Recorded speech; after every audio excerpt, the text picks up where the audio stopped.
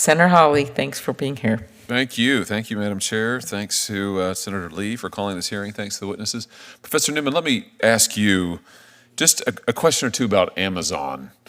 You're aware of Amazon's use of independent contractors, I bet. Is that fair to say? Yes, that's fair. Amazon calls their delivery service partner program, or they should say they call their independent contractors their delivery service partner program, or DSPs. Does that sound? Are you familiar with this, broadly speaking? Yes. So these, as I understand it, this delivery service program employs about 300,000 people, and according to Amazon, none of these 300,000 people, their delivery service partner, so-called, actually work for Amazon, which is convenient because in reality, Amazon exercises enormous control over these delivery service partners. They control their contracts. They control every aspect of their business. They tell these partners, these independent contractors, which vendors to use, which routes to follow, you name it. They even monitor the performance of individual drivers. And in some cases, Amazon, unilaterally fire the driver. So my question is, does that really sound like, and your understanding of the law, does that really sound like a classic independent contractor? If the parent company is exercising that degree of control over the vendors, over the individual drivers, does that sound like a truly independent relationship to you? Well, not being a labor law expert, I'll give you my antitrust opinion. That Good. does not sound like a traditional relationship. No. Yeah, it doesn't sound like it to me either, but it does sound convenient for Amazon in a couple of respects. I mean, first, it means that if these are all independent contractors, they don't, legally speaking, they don't work for Amazon, then that means that they can't organize for work and working conditions and better wages. Is that right? I think that's right. Yeah. So it's a great setup for Amazon. It's less clear to me why it's such a great setup for their non-employees, but the folks who aren't technically Amazon employees, but yet just happen to work every single waking hour just about for the company. Does anybody else want to weigh in on this, Ms. Cooley? Do you have any views?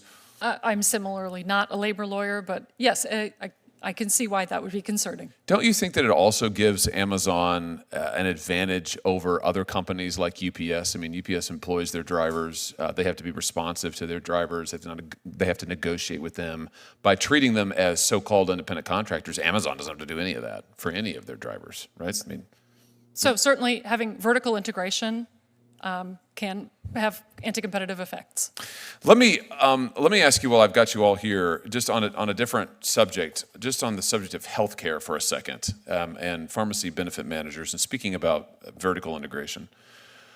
Why is it that insurance companies, why should health insurance companies be able to buy up the PBMs and also buy up the pharmacies, so that the PBM, as I understand it, is supposed to negotiate with the insurer and with the pharmaceutical companies in order to get better prices. But if the insurance company owns the PBM and they own the pharmacies, and in some cases they own the doctor's practices, I mean, who's really benefiting? Is that a good thing for patients? Do any of you think? I mean, is that degree of vertical integration, is that a positive thing?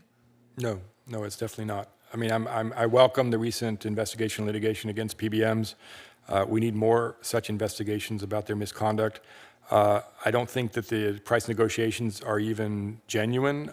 You think about all of the people that are uninsured and the price that they're supposed to pay, and then the price that is quote unquote negotiated is basically, I wouldn't say fraudulent, but basically not truly a representative of what the two prices are. Yeah, thank you for that, Professor Alford. I mean, that states my concerns very aptly. And it just seems to me that from a competition standpoint, if we are allowing this degree of integration in the healthcare market, if the insurance companies can own the PBMs, can own the pharmacies, can own the doctor's practices, in some cases now can own the hospitals, I mean, the only person who seems to benefit from that arrangement is the insurer. It's the vertical integrator.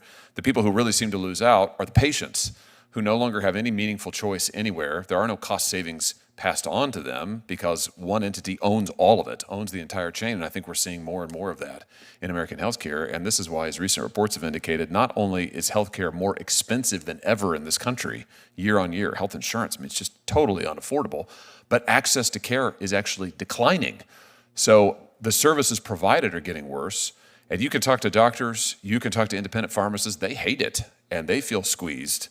And it seems to me the only people who are really doing great in this are the big time insurance companies and the PBMs that they own. I mean, you want it to add is- something, Professor It Grant? is useful that there's been recent legislation that has basically removed the insurance immunity from antitrust laws. And so now all of a sudden, we're seeing the repercussions of that, and we should see more investigations against insurance companies, including health insurance. Yeah, that's terrific. And I'd like to go further. I've introduced bipartisan legislation with Senator Warren that would prevent this sort of vertical integration by insurers, PBMs, pharmacies.